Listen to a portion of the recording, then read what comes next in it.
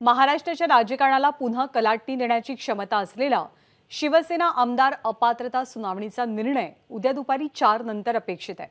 या निकालाचं काउंटडाऊन सुरू झालंय।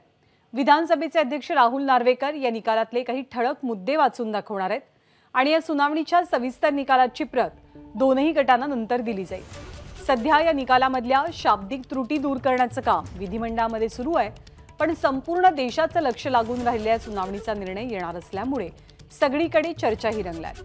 याचं मुख्य कारण म्हणजे मुख्यमंत्री एकनाथ शिंदे जर या सुनावणी दरम्यान अपात्र ठरले तर राज्याला नवा मुख्यमंत्री मिळेल आणि शिंदेंना पुन्हा निवडणूक लढवावी लागेल। पण ठाकरे गटाचे आमदार अपात्र झाले तर तो उद्धव ठाकरेंसाठी अत्यंत मोठा दणका असेल, कारण ठाकरे गटाकडे आधीच केवळ 16 आमदार शिल्लक आहेत आणि तेही अपात्र झाले तर त्याचा थेट परिणाम आगामी निवडणुकीच्या कामगिरीवरती होऊ शकतो।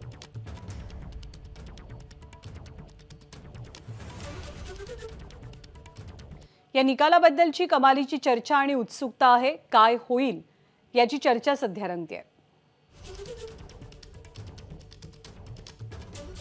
दरम्यान मेरिटनुसार निकाल लागेल अशी अपेक्षा असल्याची प्रतिक्रिया मुख्यमंत्री एकनाथ शिंदे यांनी आमदार अपात्रता प्रकरणाच्या निकालाबाबत दिली आहे।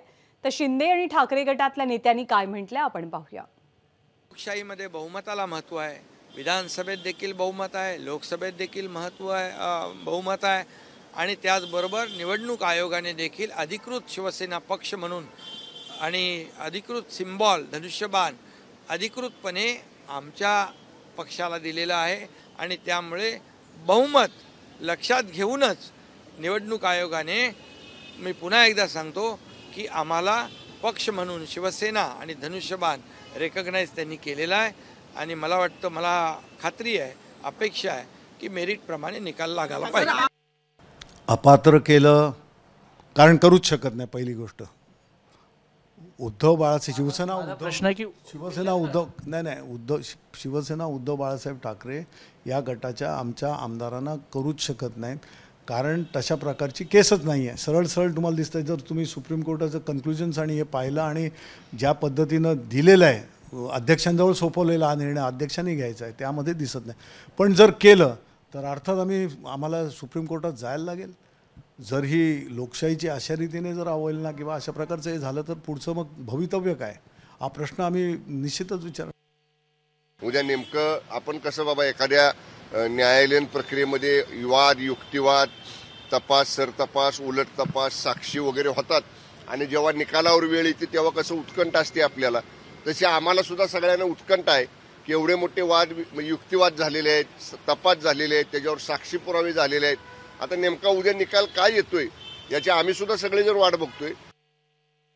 मनात अजिबात धाकधूक नाही। आपण बघितलं असेल, रोजच्या प्रमाणे मी आजही सकाळी 9:30ला ऑफिसला आलो, जनता दरबार चालू आहे आणि धाकधूकचा हा विषय नाही।